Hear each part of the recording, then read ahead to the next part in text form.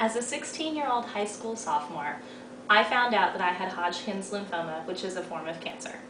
I was in Blockbuster one night with a friend named Chris and was playing with my hair, like I always do, and went, does this side feel bigger than this side to you? He came over and said, yeah, I do believe something's wrong. And when we got back to his house, his mother, who is a nurse, confirmed, yes, that's not supposed to be like that. The next day, my mom took me to the doctor. It was a Friday. My doctor said, I think you need to go to an oncologist. So we did. After seeing the oncologist, they decided to do a bunch of scans to find out what was really going on. They found that I had Hodgkin's lymphoma and that I would have to start chemo right away. Being that I was only 16, they discussed with my parents what they should do. They wanted to use mustard gas as part of my chemo, and my mom said, no, I will not have mustard gas in my daughter's chemo. You'll have to do something else.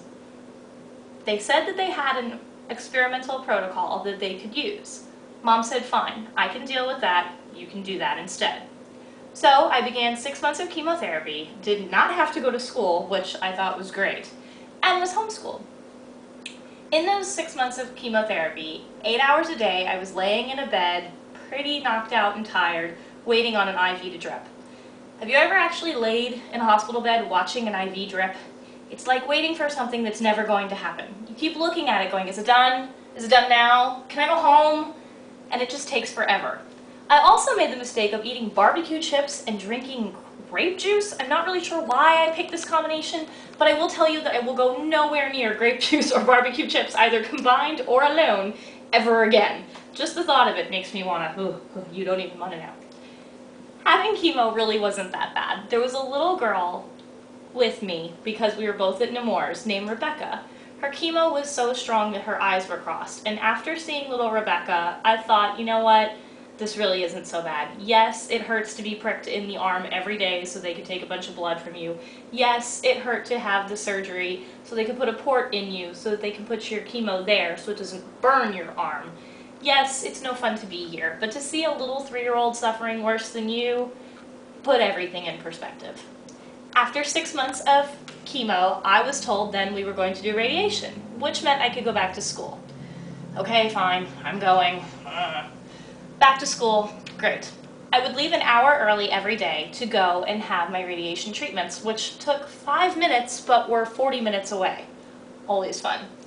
On my first day back, I had chemistry class, and we had our lab in one room and lecture in another.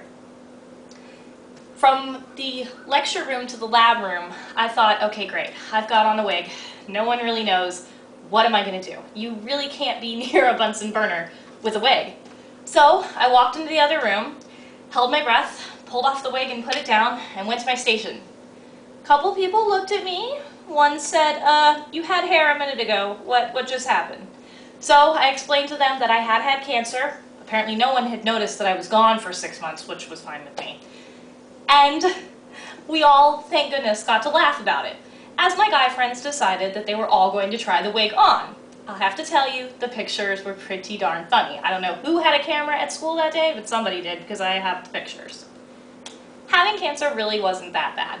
It's very scary, it's something not a lot of people go through, and it will make you stronger. But it is something that you can beat, and sometimes you end up with a pretty good experience out of it.